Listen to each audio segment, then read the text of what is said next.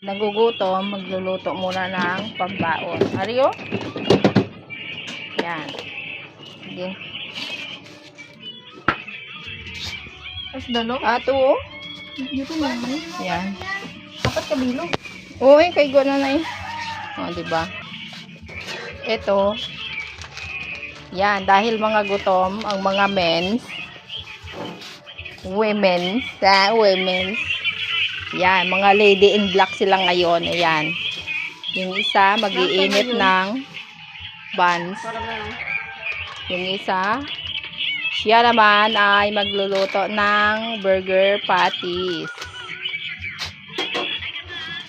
Yan. Ito. Yan siya.